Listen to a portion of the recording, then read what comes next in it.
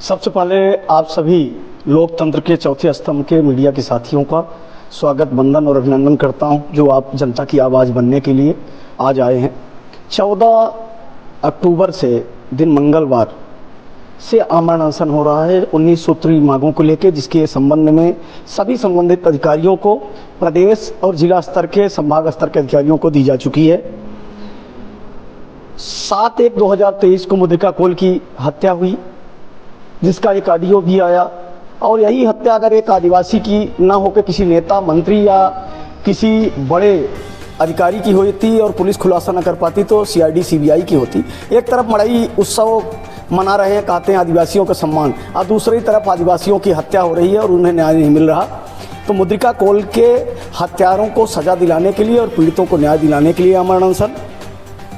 देवरी सिंगरान में 16/8/2024 को एक नाबालिग की हत्या हुई, उसका आज तक खुलासा नहीं हुआ। घर का अकेला चिराग था, उस हत्या का खुलासा नहीं हुआ, इसके लिए आमरण अनशन। शाहपुर में एक गरीब के बच्चे की माफिया द्वारा हत्या की जाती है और सभी आप मीडिया के साथियों ने दिखाया कि किस तरह से फिर आरोपियों को बचाने का प्रयास किया गया।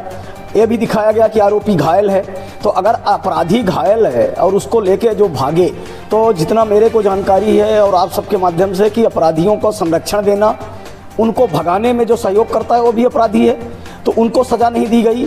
जो पीड़ित है उसे न्याय की बात छोड़िए, उसे आरोपी बनाया गया।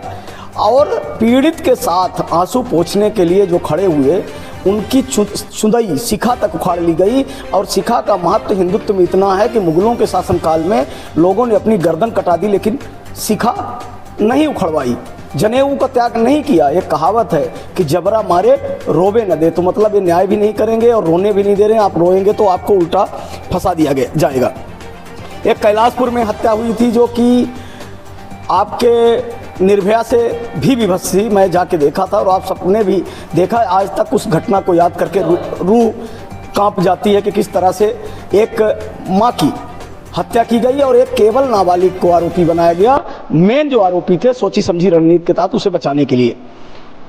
एक पूर्व सरपंच लालता पटेल की हत्या या दुर्घटना, ये जांच का विषय है, लेकिन रात को 12 बजे संजय गांधी अस्पताल उनकी बॉडी पहुंचती है और दूसरे दिन 4 बजे तक उनका पोस्टमार्टम शुरू नहीं होता। उनके बच्चों का, मैं भी था वहाँ, जो वहाँ पे अधिकारी थे ASI पांडे, वो क्या लिखते थे, किसी का फोन आता था वो फाड़ के फेंक देते थे।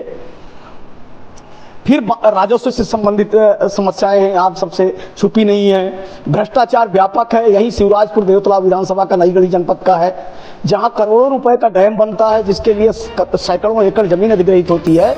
और मैं ऑन रिकॉर्ड बोल रहा हूं कि अगर किसी को दीर्घ शंका लग जाए, अब सीधे सीधे खुल के नहीं बोलूंगा, वहां सोचे कि इतना बड़ा 50 करोड़ का डैम बना है तो हम जाके पिछवाड़ा साफ कर लेंगे, तो एक बूंद पानी नहीं है।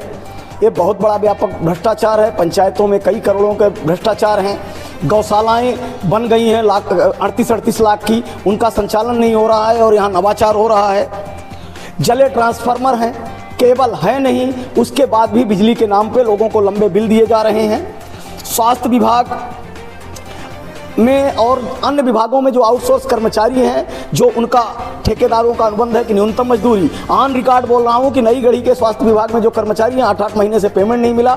1-2 बार जब मिला तो 5,000 मिला, जबकि उनका जो ठेकेदार है, मैं भी ठेकेदारी करता हूँ, अनुबंध पत्र होगा कि इतना न्यूनतम मजदूरी दोगे, PF SIC दोगे। तो अगर नहीं हुई, मैंने कलेक्टर साहब को दिया, सबको कोई कार्यवाही नहीं हुई।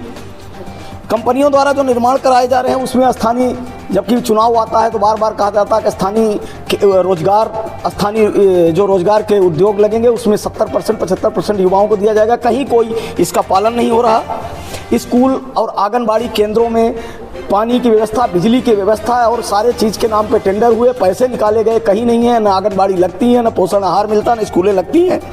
जंगली जानवरों द्वारा किसानों की पूरी फसलें नष्ट हो रही हैं। सुअरों द्वारा बागवानी और धान की पूरी फसल नष्ट हो रही है। अतिवृष्टि होने के कारण गरीबों के जो कच्चे मकान गिर गए, आज तक उनका RBC का किसी तरह से उन्हें कोई कंपनसेशन नहीं मिला। माँ अष्टभुजा धाम की जो ज़मीन है उसका सीमांकन का भी है।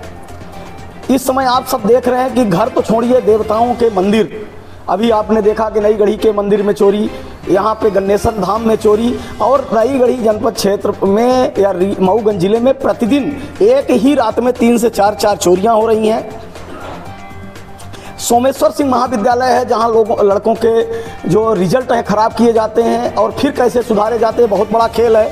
लॉ कॉलेज जो यहाँ मऊगंज का था, जिसके लिए बड़ी बिल्डिंग बनी थी जिसमें कलेक्टर और एसपी महोदय बैठते हैं, लॉ कॉलेज की मान्यता खत्म कर दी गई, जो बहुत बड़ा मुद्दा है कि ये मान्यता न खत्म किया जाए और लॉ कॉलेज सुचारू चलाया जाए।